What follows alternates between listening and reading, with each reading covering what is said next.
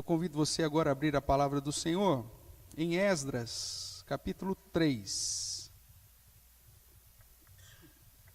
Esdras, capítulo 3, já na parte aqui dos livros históricos, mas que trata do mesmo período do profeta Ageu e do profeta Zacarias que lemos.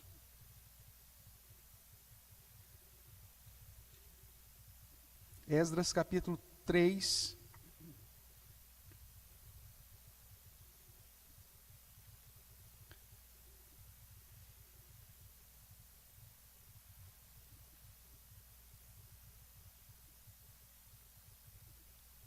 nós vamos ler do verso 8 ao verso 13,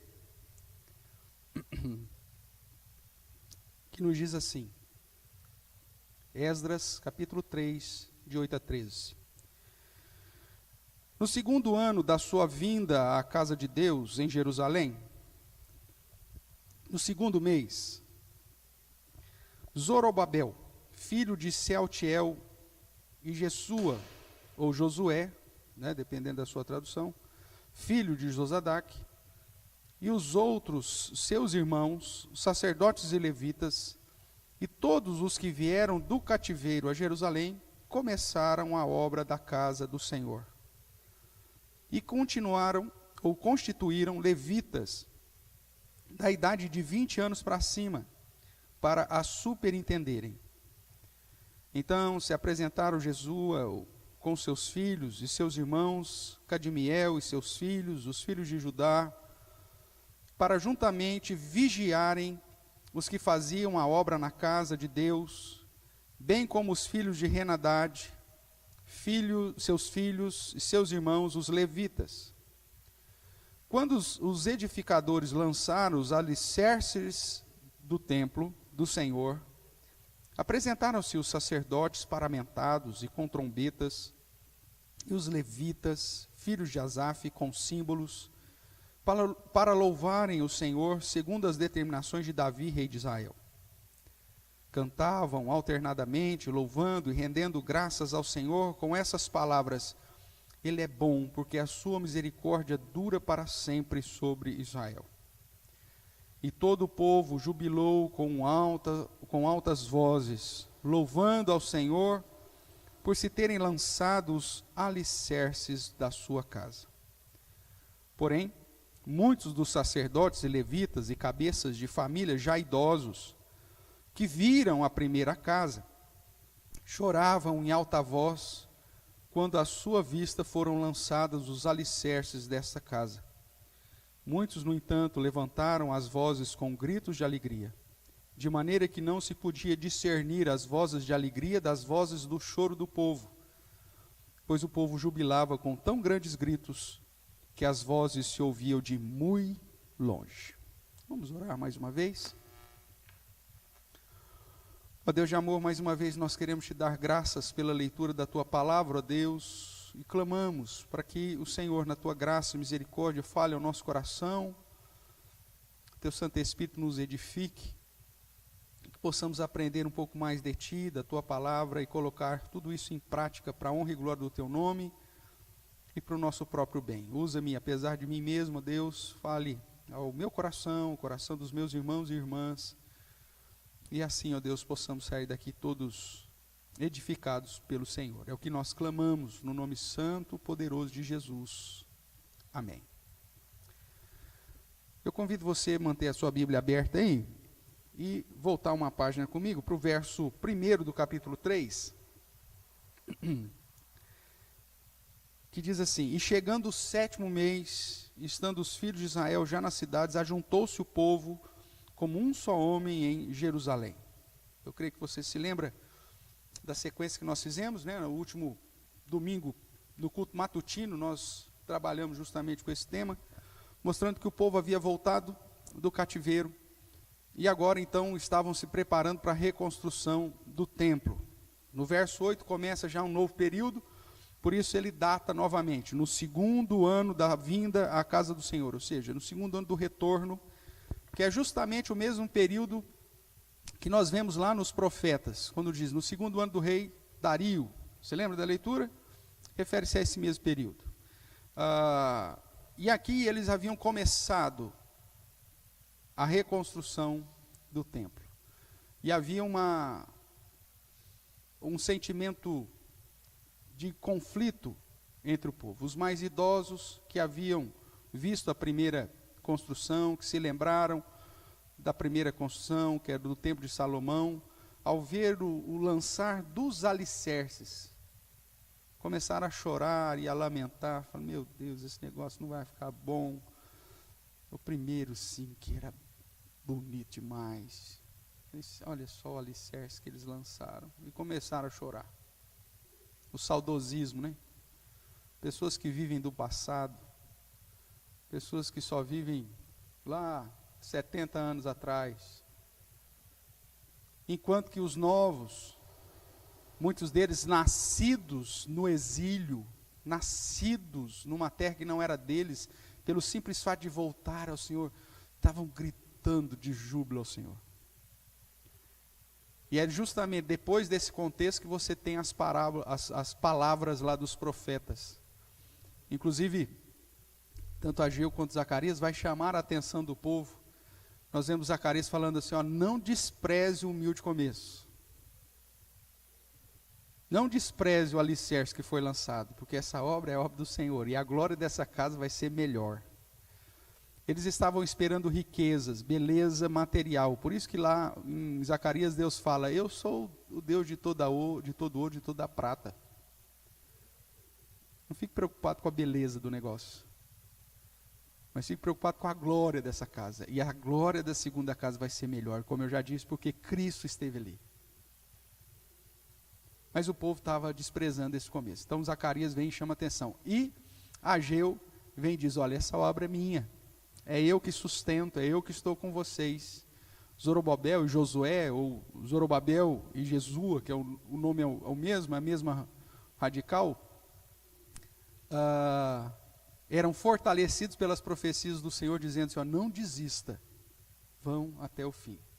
Essa é a conexão então que nós fazemos aqui de Esdras com Ageu, com Zacarias, mostrando esse período para os irmãos. Mas, tratando mais especificamente para o registro aqui de Esdras, uma introdução, eu quero dizer para os irmãos, quando paramos para pensar como as coisas grandes acontecem, geralmente nós vemos que tudo tem o seu tempo necessário e tem um início. Eu não sei que grande obra talvez venha à sua mente quando você pensa numa perspectiva de obra arquitetônica mesmo, porque era o contexto da construção do templo, o templo físico. Então, não sei, pensa aí dentro da nossa cidade, né, uma grande obra, talvez o estádio lá da ferroviária. Hoje nós temos lá aquela estrutura grande, arquibancadas, vestiários, não sei o que, tarará, piscina, tem toda aquela estrutura que vocês conhecem muito melhor do que eu. Mas aquilo lá um dia era só terra. Para ter aquela obra grande, teve que ter um pequeno começo. Porque tudo tem um início. Nada começa pronto. Mesmo quando nós olhamos para o registro das Escrituras, na criação, nós vemos uma ordem progressiva que culmina no espetáculo da obra criada. Mesmo quando Deus cria as coisas e naquela sequência dos 6 dias, nós vemos uma ordem cronológica, específica, inteligente, de conexões, inclusive sobre a ação de Deus. E mesmo nessa maior obra de todas, da criação, o universo, nós vemos que teve um início. Começa com um simples, haja luz, simples no modo de dizer. Depois comparado com todas as coisas grandiosas que foram feitas a partir daí. Apontando, obviamente, para Cristo como a fonte de toda a criação. Mas veja, tudo tem um início, e é nesse sentido que Jesus diz, eu sou o princípio e o fim. Eu sou o começo. Mas quando nós olhamos para as questões mais terrenas, né? Então se você olhar para a sua vida, verá que inclusive para chegar no patamar que você está hoje, teve um início. Um início teve que ser dado e um caminho teve que ser percorrido. Ninguém nasce doutor, não é verdade?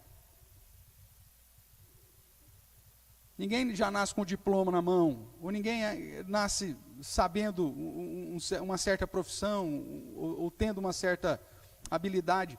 Tudo tem que ser alcançado, tudo tem que ter um início. Para iniciarmos algo, é preciso trilhar no caminho passo a passo. Ninguém faz-se doutor sem vencer o primeiro dia de aula no ensino fundamental. E como é difícil esse primeiro dia de aula. Inclusive, quando seu pai e sua mãe, seja lá quem foi, te levou lá e te deixou diante daquela escola que parecia imensa pelo seu tamanho, você catatauzinho, diante daquela sala, diante daquela escola, diante daquele, sei lá, eu me lembro, acho que as minhas primeiras lembranças do jardim ali em Barretos, escolinha da Vila Rios, algo imenso para a minha idade. Hoje você passa lá e fala, nossa, que pequenininho, né? Mas naquela idade era algo imenso. E nós tivemos que vencer o primeiro dia. Inclusive auxiliar outros. Isso eu não lembro exatamente, mas a história diz que tinha coleguinhas que não queriam ir para a escola e que eu ia lá chamar. Um deles, o Cleito, que é meu amigo até hoje. Crescemos juntos, participamos de muita coisa juntos, estamos na fé juntos, para a honra e glória do Senhor. Mas veja, o primeiro é o começo, irmãos. Humilde começo. Para que você chegue aonde você está, você teve que começar em algum lugar. Em relação à sua casa própria, né, não quita-se o financiamento do sonho da casa própria sem pagar a primeira parcela. E a cada mês você tem que fazer isso. Ninguém recebe o troféu antes de vencer o jogo. Jogo a jogo. E aí avançar na competição e assim por diante. Tudo tem uma luta e tudo tem um começo.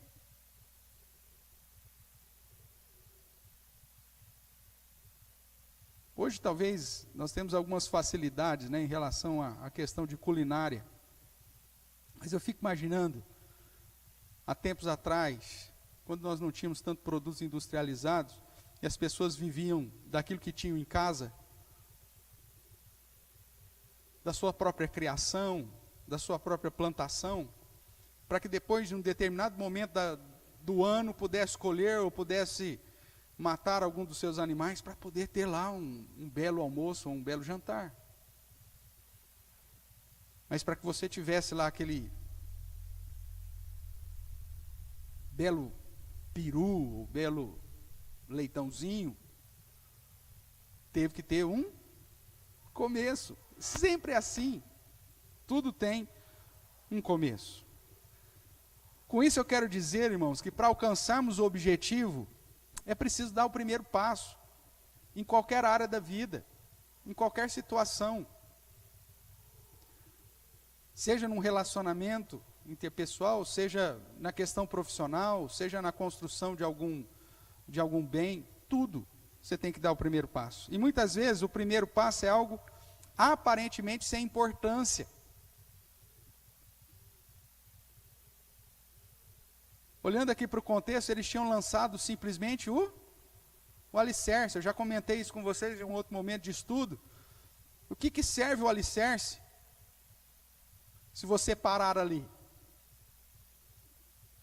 Serve para alguma coisa? Se você comprei um terreno, pastor, tá bom. Lancei o alicerce, pastor, tá bom. E se você nunca mais põe um tijolo ali, o que vai acontecer?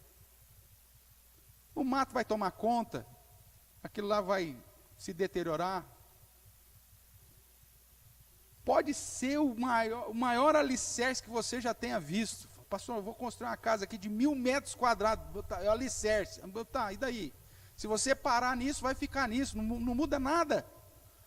E depois para você vender esse terreno vai dar um trabalho, porque as pessoas não vão querer aquele alicerce que você lançou. Não é assim que vai acontecer? É. Mas é o humilde começo. Sem lançar o alicerce, tem como você construir? Não tem. É isso que estava acontecendo. O Zorobabel, Josué e o povo havia lançado o alicerce. E os mais idosos falaram, não vai adiantar de nada. Quero ver se vai acabar, né?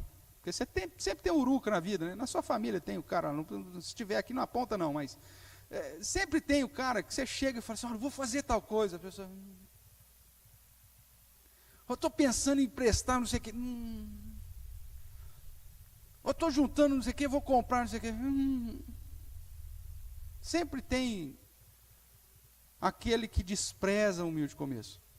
Mas sem o humilde começo, querido, você não vai alcançar o objetivo final. Trata-se de um humilde começo.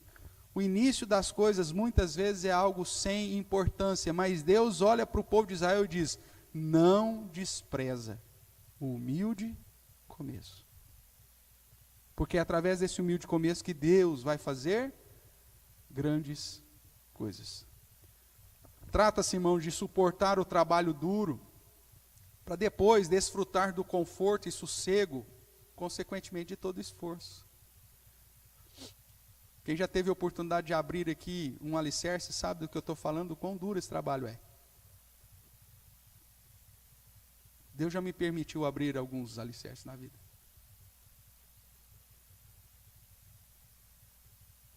De modo internacional até, não só aqui.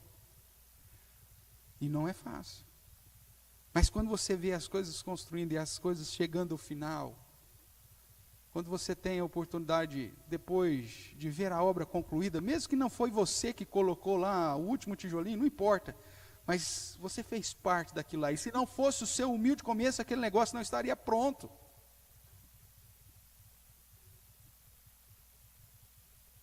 Não despreze, suporte, e o benefício um dia chegará, certamente. Quando nós olhamos, portanto, aqui para o contexto de Esdras, capítulo 3, de 8 a 13, nós vemos um povo diante de um grande desafio e diante de uma grande obra a ser realizada. Eles precisavam reconstruir o templo de Jerusalém. Uma obra difícil, que contava com opositores e com oposição. Havia falta de apoio e desprezo de muitos, principalmente dos povos inimigos. O que vocês estão fazendo? Lembra do contexto de Neemias na reconstrução dos muros? Os Sambalates, os Tobias da vida? O que você está fazendo?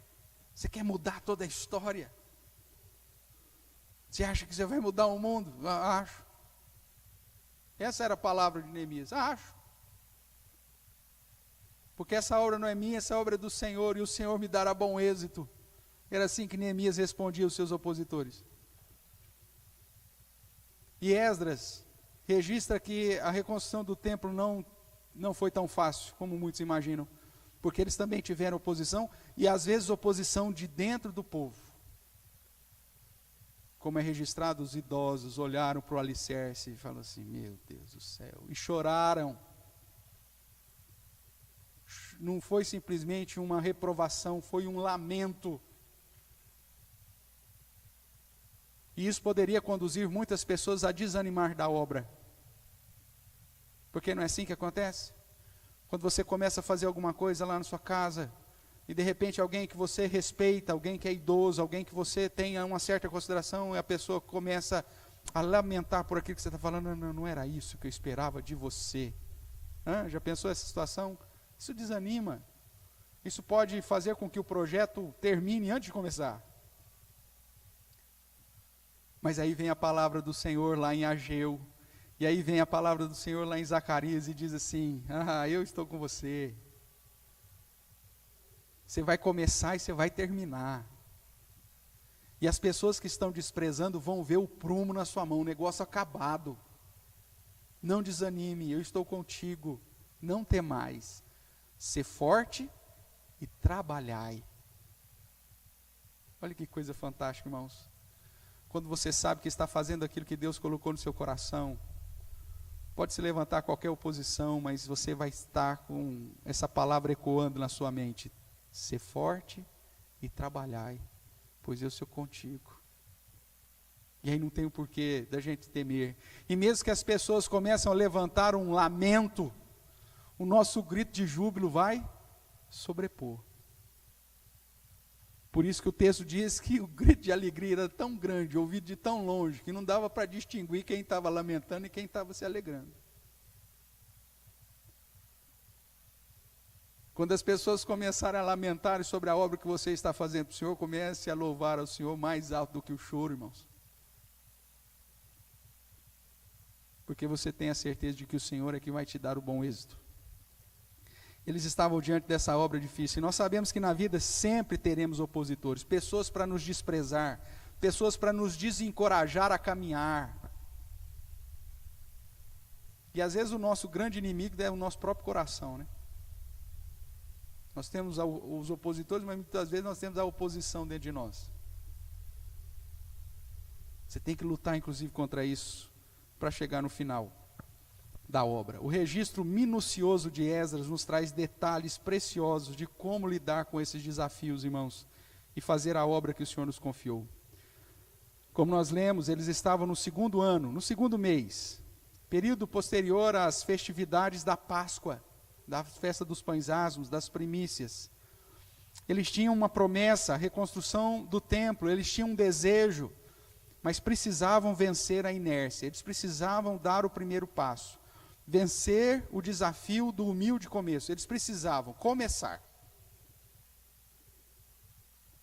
E o maior obstáculo, na maioria das vezes, irmãos, é você quebrar o atrito. Imagine a situação de ter que empurrar um carro. O carro não pega, e aí você vai ter que empurrar o carro. Qual que é o momento mais difícil? Romper o atrito.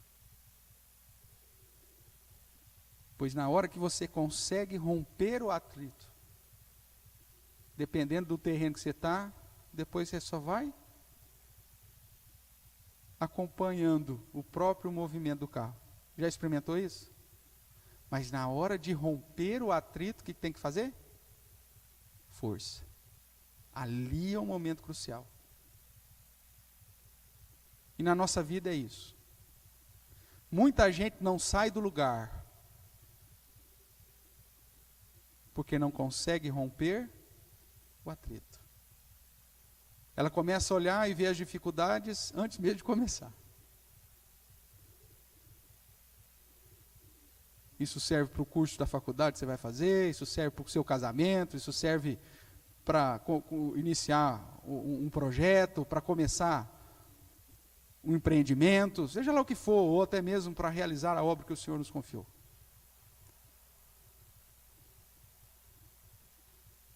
Primeira coisa que nós temos que fazer é romper o atrito, iniciar, começar. De um modo geral, então, irmãos, nós podemos nos posicionar de dois modos diante de qualquer tipo de desafio.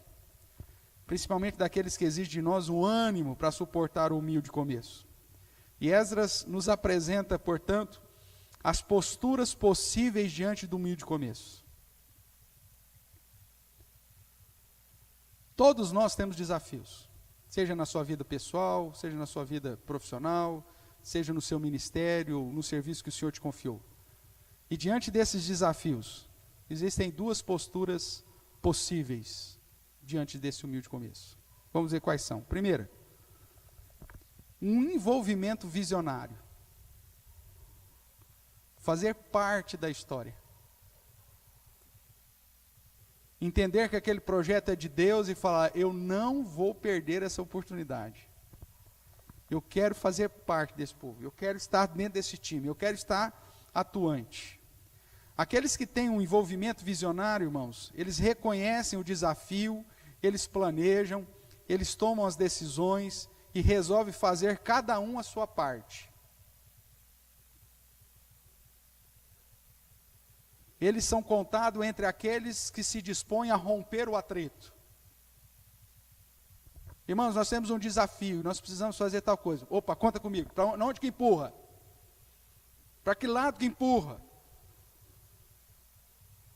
Pessoas que têm um envolvimento visionário, uma pessoa que está comprometida, uma pessoa que está desejosa a fazer parte da obra, do trabalho. É aqueles que lá no final da obra vão estar, mesmo que seja humilde começo, vão estar aparamentados, louvando a Deus tocando as trombetas, os símbolos e gritando de alegria. Esses é os que têm um envolvimento visionário. Era só o alicerce, mas eles já estavam observando e vendo o quão bonito ficaria a obra. E essa postura precisa ser uma postura corajosa, irmãos. Veja que estes, portanto, reconhecem que não é fácil, tem um desafio. E por isso precisam planejar, por isso precisam tomar decisões, precisam ter atitude. E ele resolve fazer a sua parte. Veja o que houve. Para esses que são contados entre os que se envolvem de modo visionário, eles têm uma organização. Vamos dar uma olhadinha aqui no texto. Verso 8, então, vai dizer aí: no segundo ano da vinda à casa de Deus, em Jerusalém, no segundo mês, Zorobabel, filho de Selaltiel, era o governador. Depois Jesua, o Josué, filho de Josadá, que era o sumo sacerdote. E outros seus irmãos, sacerdotes e levitas. Aí nós tínhamos os levitas. E todos os que vieram do cativeiro a Jerusalém começaram a obra da casa do Senhor, constituíram levitas da idade de 20 anos para cima, para fazer o quê? Para superintender. Então veja, as pessoas se dispuseram, nós tínhamos um administrador, nós tínhamos o sacerdote, nós tínhamos levitas, nós tínhamos superintendentes. Verso 9. Eles se apresentaram, então se apresentaram Jesua, o Josué, com seus filhos e seus irmãos, Cadmiel e seus filhos, os filhos de Judá, para juntamente vigiarem os que faziam a obra da casa de Deus. Veja, você tem aqui aqueles que estão ali para superintender, para administrar, para simplesmente supervisionar. Verso 10. Você tinha os edificadores, os operários. Quando os edificadores lançaram os alicerces do templo, apresentaram-se os sacerdotes, paramentados com trombetas, os levitas, filhos de Asaf, com símbolos para louvar o Senhor, segundo as determinações de Davi, rei de Israel. Então veja, irmãos, houve uma organização. Pessoas que executariam a obra, pessoas que organizariam a obra, administrariam a obra, pessoas que supervisionariam a obra, para que as coisas acontecessem dentro do padrão que estava sendo estabelecido. Para o sucesso da obra, mesmo que comece com um humilde começo, você precisa de planejamento. Tem muitas pessoas que sonham, não são visionários, são sonhadores. Há uma diferença gritante entre ser visionário e ser sonhador. O sonhador, ele sonha, mas nunca planeja nada e nunca coloca nada em prática na vida. Esse é um sonhador. Nós não precisamos de sonhadores, nós precisamos de visionários. E você, para ter sucesso na sua vida, você tem que parar de ser sonhador e começar a ser mais visionário. O sonhador, ele tem até boas ideias, mas aquele negócio nunca sai da mente dele. Ele não consegue nem colocar no papel, fica só ali. O visionário não, ele senta, ele calcula, ele planeja, ele vê quem que ele precisa, ele observa a equipe que ele vai precisar, os recursos que ele vai precisar, se ele tem de onde tirar, como que ele vai fazer, de onde que ele vai juntar. Porque ele é visionário, ele quer ver as coisas acontecer. Ele até sonha, mas esse sonho não fica simplesmente na sua cabeça. O problema de muitas pessoas é que são sonhadoras ao invés de visionários. E elas ficam sonhando. Eu vou ser tal coisa, eu vou ter tal diploma. Só que não reservam 1 hora por dia para estudar, para passar no bendito vestibular, ou seja lá onde for. Não adianta nada você sonhar.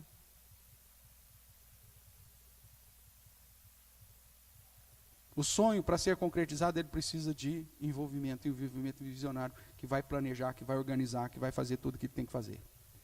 Além dessa organização, irmãos, para aqueles que se envolvem de modo visionário, sabendo cada um no lugar que tem que estar e cada função que vai fazer, nós vemos que eles tinham também uma motivação.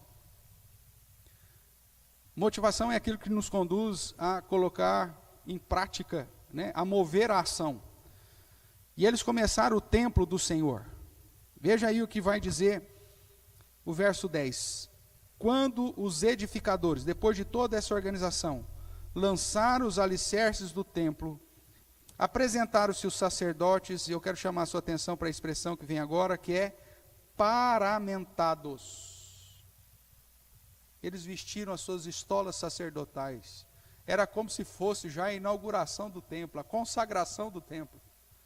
E eles vieram com os músicos, com as trombetas, com os símbolos, eles vieram com tudo aquilo que estava aparamentado, para louvar ao Senhor. Veja aí o que diz: paramentados e com trombetas, e os levitas, filhos de Asaf, com símbolos, para louvar o Senhor, segundo as determinações de Davi, rei de Israel. Irmãos, aqueles que estão respondendo ao desafio com envolvimento visionário, eles se alegram com os pequenos começos. Eles se motivam a cada detalhe do humilde começo. Como eu já reforcei aqui, eles lançaram apenas os alicerces, mas aquilo já foi motivo de uma grande alegria. Já vestiram a melhor roupa, já trouxeram a melhor banda, já apresentaram as trombetas, os símbolos, começaram a louvar ao Senhor, exaltar, engrandecer e bendizer o nome do nosso Deus. Era apenas o alicerce, mas eles se alegraram. Você precisa se alegrar com os pequenos começos, irmãos. Eu fiz a minha matrícula. Mas agora ainda tem 5 anos de curso, não tem problema, eu fiz a minha matrícula. É o primeiro passo. É o humilde começo, não tem problema. Pastor, comprei o meu terreno. Ótimo. Não sei quanto que eu vou construir, mas já comprei o meu terreno. Ótimo, esse é o primeiro começo, humilde. É o comecinho, não tem problema. Se alegre com isso. Aqueles que se envolvem de modo visionário, eles se alegram com cada detalhe. Ontem nós terminamos de colocar 600 parafusos a mais no mezanino. Talvez isso para você não seja nada, mas as dores nas minhas pernas, na perna do Abner, na perna do presbítero Paulo, certamente nos conduzem a nos alegrar pelos 600 parafusos que foram ali colocados. Ainda falta mais 600, é verdade. E só colocar os 1.200 parafusos lá não vai fazer com que aquele lugar ainda seja uma sala de aula utilizável. Mas é o humilde começo. As pessoas que se envolvem visionariamente, pastor, já foi 600, pastor. Louvado seja Deus, pastor, foram já 600. Agora o Uruca, porque sempre tem o Uruca, né? Sabe quem que é o Uruca? O Uruca é aquele personagem que só reclama. Ó vida. Lembra do personagem de criança? Ó céus. Tinha uma nuvenzinha preta em cima dele. O Uruca falou, não, mas vocês puseram só 600? Em 2 dias de serviço? Esse é o Uruca.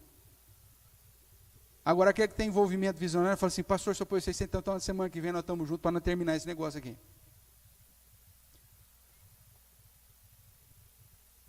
E depois nós vamos fazer um churrasco ainda para nos alegrar, pastor. Isso é envolvimento, irmãos. Nós só vamos chegar a ver a obra concluída se tivermos pessoas que tenham essa postura diante do desafio.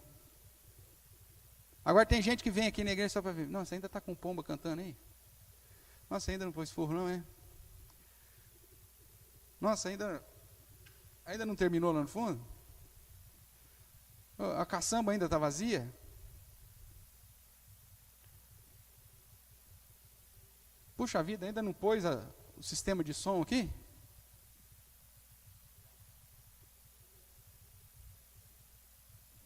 Entende do que eu estou falando, irmãos? É uma postura do coração. Tem pessoas que, infelizmente, nunca vão se alegrar com absolutamente nada, porque o coração é um coração que vive lá no passado, que está lembrando do primeiro templo. O primeiro templo já foi. O que passou, passou, meu amigo. Agora nós temos a oportunidade diante de uma nova obra, uma nova realidade, onde você não é o espectador, onde você é a peça fundamental para que as coisas aconteçam. Motivação. Eles começaram o templo do Senhor, tiveram alegria por lançar o alicerce. E a terceira postura do envolvimento visionário, a disposição. eles tiveram disposição tanto para trabalhar, quanto a disposição para adorar.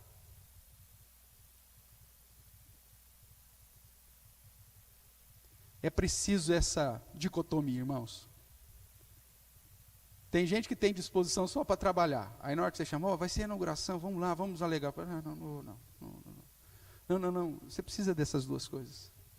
Para que você se motive cada vez mais, para que você se alimente cada vez mais dessa postura visionária, é preciso se alegrar com cada detalhe, com cada avanço, com cada passo. E é por isso que eles tinham disposição, tanto para trabalhar, quanto para adorar. É hora de trabalhar? Tá, então vamos trabalhar. Agora é hora de agradecer ao Senhor pelo trabalho que foi feito. Então vou lá, me aparamento, vou servir ao Senhor e adorá-lo com toda a dedicação do meu coração. Essa é a primeira postura, irmãos, e é a postura que nós devemos ter. É a postura que Zorobabel teve, que Josué teve, que Neemias, Esdras e tantos outros irmãos tiveram. Mas existe a segunda postura que o texto nos apresenta. Ao invés do envolvimento visionário, existe a estagnação retrógrada. Em outras palavras, o uruca, o saudosista, aquele que só falta deitar porque já morreu. Sabe do que eu estou falando? Você chega para o cara e você vai, olha, vamos fazer tal coisa, está chegando tal data, nós vamos fazer isso aqui. Quero não. Até para celebrar, irmãos, vai fazer não sei o que, vai ter um negócio, não quero não. Sem motivo não. O cara está estagnado. Ele só anda para trás. Ele não consegue enxergar um palmo na frente. Ele não consegue visualizar absolutamente nada de bom. Ah, quando eu era jovem.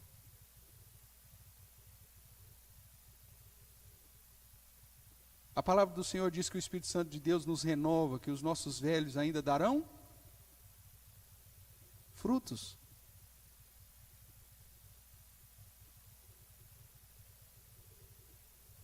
Nossos velhos ainda estarão em atuação. Só que os velhos aqui dos dias de Esdras e Neemias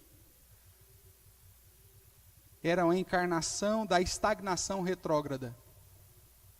Eles não viam o futuro, eles não viam a bênção do Senhor, eles não viam a ação do Senhor para frente, simplesmente olhavam para trás.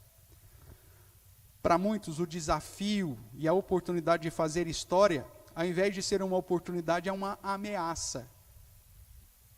E por isso ela fica paradão, ela fica inerte. Para muitos, ao invés do desafio, a oportunidade de ser uma grande oportunidade para crescer, para louvar, engrandecer e servir ao Senhor, é uma grande dificuldade. Para esses, o humilde começo se transforma num obstáculo impossível. Romper o atrito é algo impossível de ser vencido. E qualquer avanço realizado por os outros é visto como uma obra desprezível. Está lá o carro, vamos pegar a imagem do carro de novo. Está lá o carro que precisa ser empurrado. Aí chega um cara lá, está fazendo um esforço terrível. O cara chega do lado e fala assim, ih, rapaz, isso é muito difícil. Em vez do infeliz ir lá e ajudar. Porque se ele for ajudar, a força que o outro está fazendo, pelo menos vai cair pela metade.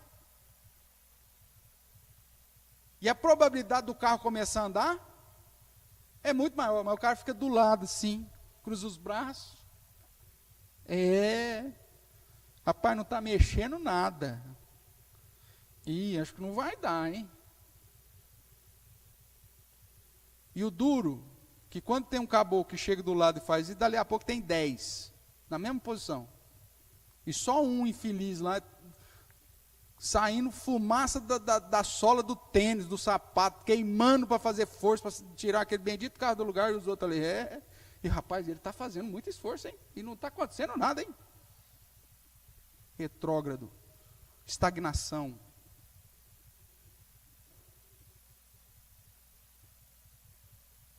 por isso não vão ver nada acontecer. Para esses, o humilde começo se transforma num obstáculo impossível de ser vencido, e qualquer avanço realizado por os outros é visto como algo desprezível. O outro lá suando conseguiu movimentar 10 centímetros do carro, os caras falam, não adiantou muito não, né?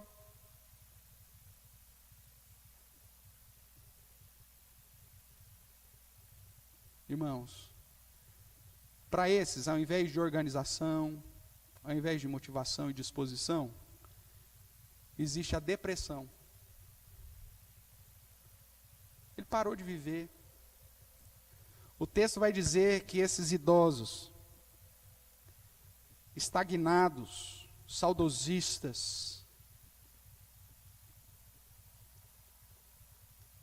choraram. Verso 12. Porém, muitos sacerdotes e levitas e cabeças de famílias, já idosos, que viram a primeira casa, choravam em alta voz, quando a vista ou a sua vista foram lançados os alicerces dessa casa. E é para esses que a palavra do Senhor lá em Ageu e Zacarias vem de confronto. Não despreze o humilde começo. Vocês ainda vão ver essa obra pronta. Deus não usa pessoas estagnadas e com pensamentos retrógrados.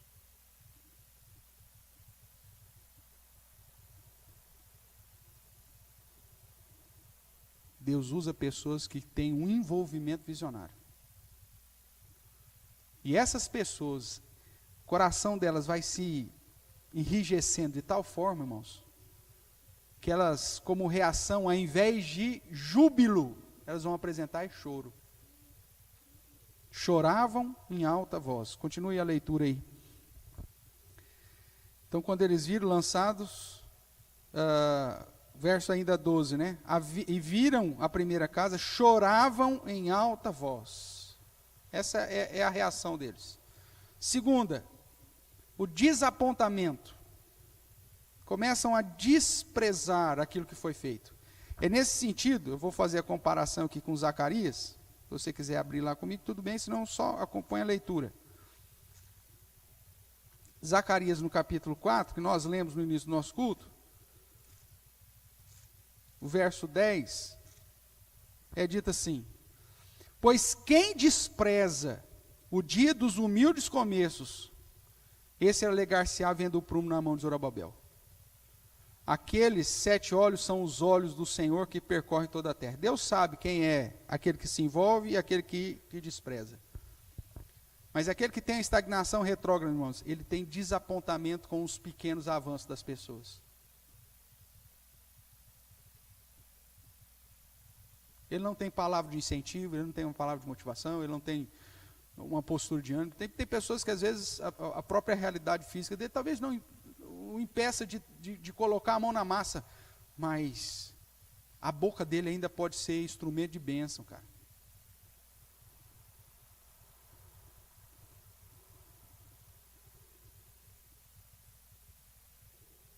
Você sabe muito bem, você que é pai principalmente, né? Você vê os seus filhos fazem determinada coisa, você chega lá e fala assim, que coisa, isso aí que você fez? Agora, quando você faz alguma coisa, alguém chega, pô, rapaz, que bom, hein? Vai ficar bom. Já muda a sua expectativa da obra que você está realizando.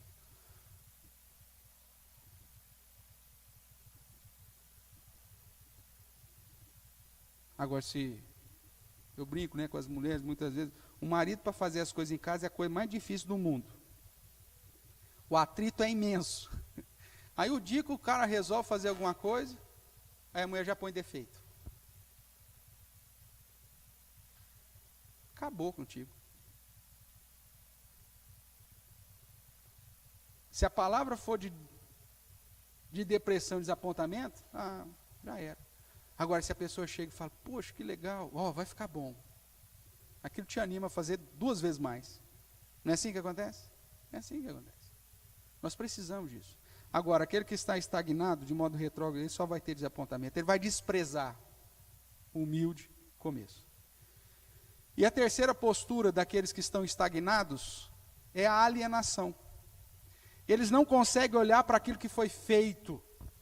Dá uma olhadinha aqui em Ageu, eu vou ler aqui, você, vou relembrar aqui contigo.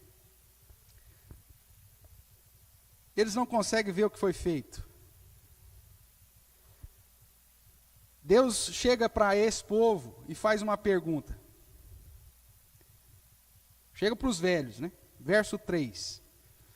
E diz assim: quem dentre vós, eu estou em Ageu capítulo 2, verso 3. Quem dentre vós que tenha sobrevivido, ou seja, aqueles que vieram do exílio, contemplou essa casa na sua primeira glória? Ele está falando assim: quem viu aqui o templo antes da destruição? Deus está fazendo essa pergunta. Aí os velhão lá: eu vi. E como a vedes agora? Eles choram em alta voz, porque estão desapontados, porque não conseguem se alegrar com um pequeno começo. Aí Deus olha para eles e fala assim: não é ela como nada aos vossos olhos? Veja, para aquele grupo de pessoas que eu chamo aqui de estagnados, retrógrados, aquilo que estava sendo realizado não era nada.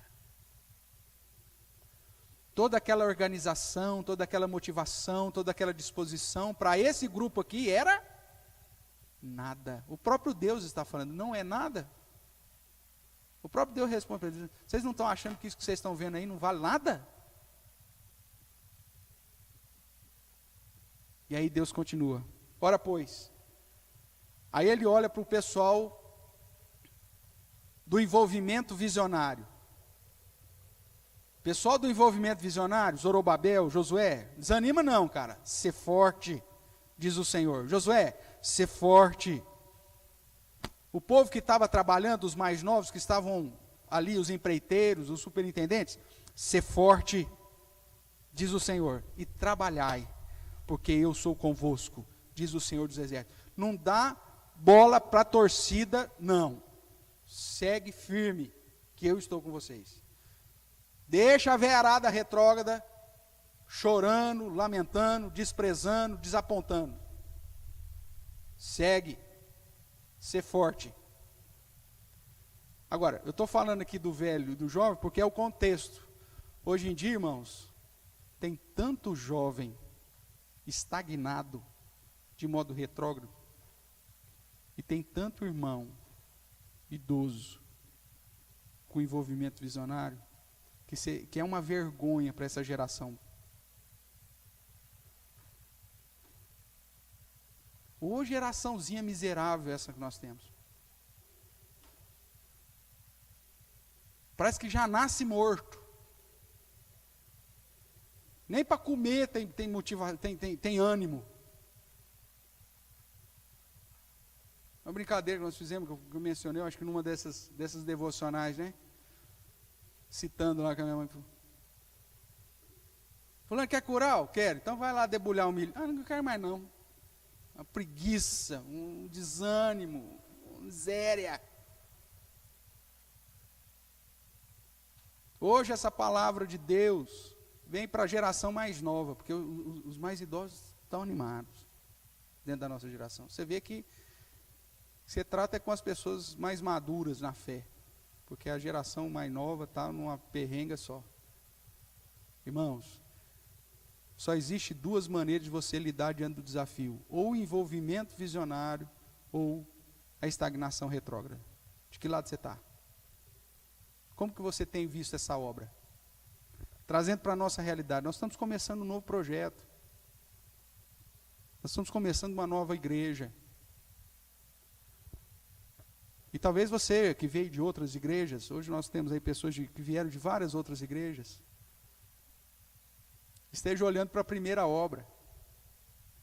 E como que você tem visto essa nova obra? Você tem se alegrado com os pequenos começos? Com os humildes começos? Você está contado entre aqueles que se envolvem de modo visionário? Você está aqui na turma da depressão, na turma do desapontamento, na turma do alienado, do murmúrio, do choro. Cuidado, irmãos. Concluindo, sempre haverá desafios na vida e sempre haverá desafios na obra do Senhor. Muitos perdem a bênção de participar de um grande sucesso porque desprezam os humildes começos. Nós somos a geração que temos a oportunidade de fazer os humildes começos e quiçá em Deus, nós possamos ver a obra do Senhor concluída para a honra e glória dele mesmo. Mas vai depender de como você reage diante do desafio. Muitos permanecem sem crescimento espiritual, porque nós somos o templo, né? O templo nunca é terminado. Porque estagnaram. Porque desprezam os passos simples do início. E nunca experimentarão o regozijo de ver a obra pronta. Obra esta que é do Senhor. E Ele mesmo é que prometeu que ela seria terminada e que as pessoas veriam o prumo na mão de Zorobabel. Para terminar, irmãos, que tipo de atitude você tem tido diante dos desafios que o Senhor tem trazido à sua vida? Seja na sua vida pessoal, seja na sua vida profissional, ou seja em relação à obra do Senhor. Você vai estar entre os que celebram e gritam de alegria, ou entre os que choram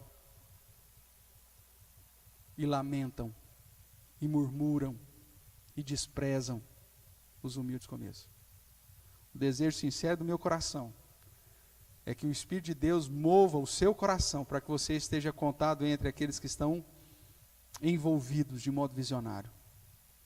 E que você realmente faça parte daqueles que o Senhor chamou e daqueles que o Senhor tem dito: ser forte e trabalhai, porque eu estou com vocês. Amém?